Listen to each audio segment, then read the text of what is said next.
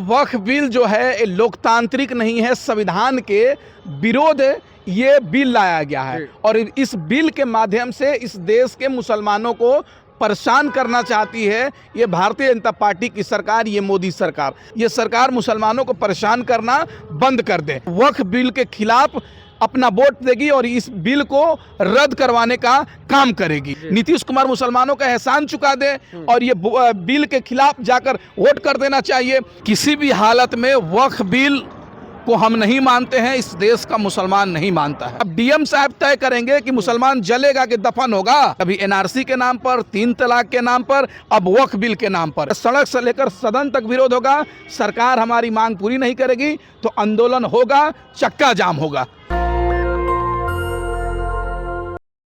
National Dastak में आपका स्वागत है और मैं हूं आपके साथ अमन। वक्फ बोर्ड बिल का पूरा देश में विरोध हो रहा है। कल विपक्ष के जो तमाम बड़े नेता थे, चाहे वो चंद्रशेखर आज़ाद रावण हो या फिर कल लालू यादव, तेजस्वी यादव, पटना के गर्दनी बाग में वक्फ बोर्ड बिल के खिलाफ एक बड़ी संख्या में प्रोटेस्ट हुआ और उस प्रोटेस्ट को संबोधन किए और तमाम नेता की एकजुट हुई। हमारे साथ बात करने के लिए अभी पत्रकार साथी शौकत अली हैं और सोशल एक्टिविस्ट भी हैं। शौकत भाई, कैसे देख रहे हैं वक्फ बोर्ड बिल का विरोध हो रहा है? देखिए, वक्फ बिल जो है ये लोकतांत्रिक नहीं है, संविधान के विरोध ये बिल लाया गया है और इस बिल के माध्यम से इस देश के मुसलमानों को परेशान करना चाहती है ये भारतीय जनता पार्टी की सरकार, ये मोदी सरकार। आप बताइए वक्फ बिल क्या है, पहले आप समझिए और देश की जनता समझे। वक्फ वो होता है, एक बिल है, एक संस्था है वक्फ। उस संस्था में जो हमारे देश के बाप मुसलमान समाज के लोग, पहले के लोग थे, अमीर लोग थे, जिनके पास संपत्ति थी, उन्होंने वक्फ कर दिया, यानी दान कर दिया और दान करके कहा कि इस जमीन पर कब्रिस्तान बनेगा, मदरसा बनेगा, जो और तमाम मुस्लिम समाज के मुस्लिम के लिए विकास करने के लिए काम होगा। तो जब मुस्लिम समाज का वो संपत्ति है, वो जमीन है, तो उसको सरकार क्यों हड़पने का काम कर रही है? उसमें मुसलमान समाज के आंतरिक मामलों में ये सरकार क्यों दखल देने का काम कर रही है? ये तो सीधे तौर से दिख रहा है ना कि ये अलोकतांत्रिक, गैर संविधान के खिलाफ ये बिल लाया गया है। इसलिए ये बिल वापस होना चाहिए। ये सरकार मुसलमानों को परेशान करना बंद कर दे। बिल अभी लागू नहीं हुआ है, जांच कमेटी में गया है, लेकिन उसके बाद भी लोकसभा में और राज्यसभा में पेश होगा। हमें उम्मीद है कि तमाम जो विपक्ष के लीडर हैं, तमाम सेकुलर पार्टियां हैं, मुसलमानों के साथ खड़ी होगी और वक्फ बिल के खिलाफ अपना वोट देगी और इस बिल को रद्द करवाने का काम करेगी। बिहार में नीतीश कुमार, कह लें तो अल्पसंख्यक समाज के लोग नीतीश कुमार, उन्हें नेता थोड़ा बहुत मानते हैं। नीतीश कुमार, चिराग पासवान और नायडू जी, ये तीनों नेता मतलब कहलाते हैं समाजवादी नेता हैं, लेकिन वक्फ बोर्ड बिल के समर्थन में लोकसभा में समर्थन दिया है। देखिए पत्रकार जी, आपने कहा कि नीतीश कुमार मुसलमानों के थोड़े मोड़े लोगों को मुसलमान नेता मानता है। मैं आपको बता देना चाहता हूं, नीतीश कुमार जी मुसलमानों के एहसान पे ही मुख्यमंत्री बने थे। 2005 का विधानसभा सीट का उठा कर देख लीजिए। 2010 विधानसभा के चुनाव की बात किया जाए तो उस समय नीतीश कुमार के मुसलमानों ने वोट दिया था और राष्ट्रीय जनता दल को और जो महागठबंधन था, सिर्फ उसको विपक्ष में बैठाने का काम किया था। तो मुसलमानों ने नीतीश कुमार को तो हमेशा वोट दिया है।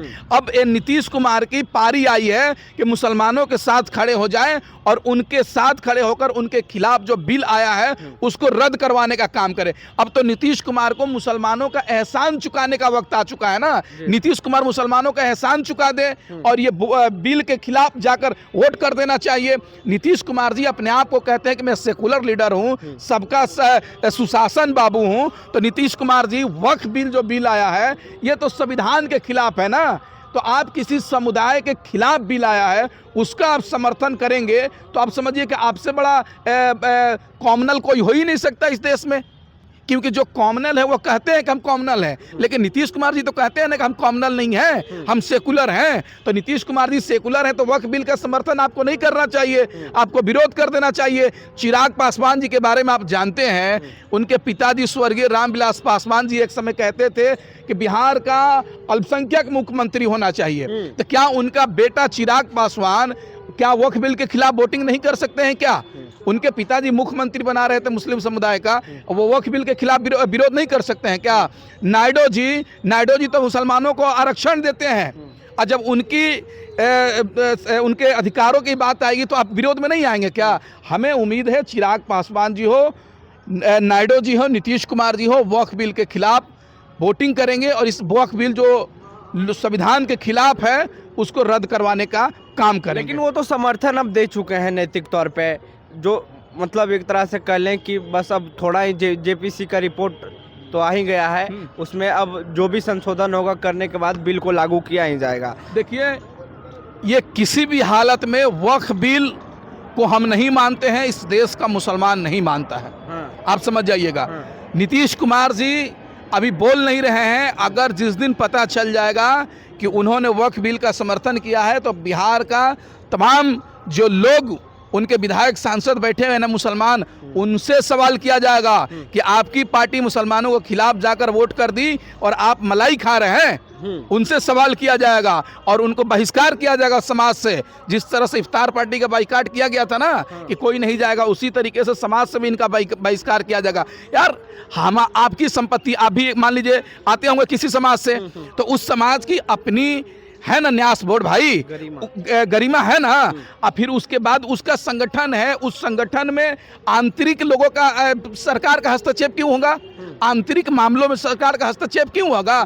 अब डीएम साहब तय करेंगे कि मुसलमान जलेगा कि दफन होगा। डीएम साहब तय नहीं करेंगे कि यहाँ मदरसा बनेगा कि किसी राजनीतिक दल का कार्यालय बनेगा। मुसलमान समाज नाराज है, अल्पसंख्यक समाज के लोग बिल्कुल इस सरकार से, भाजपा सरकार से, मोदी सरकार से, नीतीश कुमार सरकार से पूरे देश के मुसलमान असंतुष्ट हैं, नाराज हैं। लगातार उनको परेशान किया जा रहा है, कभी एनआरसी के नाम पर, 3 तलाक के नाम पर, अब वक्फ बिल के नाम पर। कुछ दिन पहले 2-4 साल पहले फिर एनआरसी के नाम पर 6 महीना शाहीन बाग में आंदोलन करवा दिए, पूरे देश में आंदोलन करवा दिए, हमारे भाइयों को गोली मार दिए, हमारे भाइयों को जेल में डाल दिए सरकार। अब फिर अब वक्फ बिल लाई है और फिर आंदोलन करवा रही है, फिर परेशान कर रही है, लोगों को सड़क पर ला रही है। रोजे रमजान में लोग जंतर मंतर पे भूखे आंदोलन कर रहे हैं, पटना के गर्दनी बाग में आंदोलन कर रहे हैं। किस लिए कर रहे हैं? सरकार विकास के नाम बात नहीं कर रही है, सिर्फ वक्फ बिल क्या है यार? वक्फ बिल क्या है? इस आजादी के समय से वक्फ चलते आ रहा है, आप कौन होते हैं हस्तक्षेप करने वाले? ये सरकार परेशान करने का उद्देश्य से ये काम कर रही है, लेकिन लोग परेशान नहीं होंगे। इस देश में सेकुलर लोग हैं, इस बिल के खिलाफ उतरेंगे और सरकार से इस बिल को वापस करवा कर रहेंगे। और बता देना चाहते हैं, हम लोग डरने वाले नहीं हैं यार, हम लोग डरते नहीं हैं। लोकतांत्रिक तरीके से इस बिल का विरोध होगा, सड़क से लेकर सदन तक विरोध होगा। सरकार हमारी मांग पूरी नहीं करेगी तो आंदोलन होगा, चक्का जाम होगा। शुक्रिया शौकत। तो ये शौकत अली हैं और इनका कहना है कि मुसलमान समाज वक्फ वोट बिल के पूरे खिलाफ हैं और नाराज़ भी हैं, क्योंकि नीतीश कुमार को उदाहरण देते हुए उन्होंने कहा कि 2010 के चुनाव में जब नीतीश कुमार जब बने थे मुख्यमंत्री तो उस समय मुसलमान समाज के ही लोग उनको वोट किए थे और मात्र जो तमाम महागठबंधन के जो तमाम लोग थे उनको 20 से 25 सीट ही आया था। तो अब वक्त आ गया है नीतीश कुमार को कि मुसलमानों के सामने आकर अपना एक जो इज्जत है वो इज्जत बचा लें, क्योंकि मुसलमान समाज नीतीश कुमार को बनाने का काम किए थे। बहरहाल पूरी बातचीत में आपकी क्या राय है? प्रतिक्रिया देने चौकॉक्स में। नेशनल दस्तक के लिए अमन, पटना। दस्तक की आपसे गुजारिश है कि अगर इसको बचाना चाहते हैं तो नेशनल दस्तक को सब्सक्राइब करने के लिए रेड कलर के सब्सक्राइब बटन को दबाएं, फिर बेल आइकन की घंटी दबाएं। नेशनल दस्तक को बचाने के लिए बहुत जरूरी है कि हर खबर को शेयर करें, लाइक करें, कमेंट जरूर करें।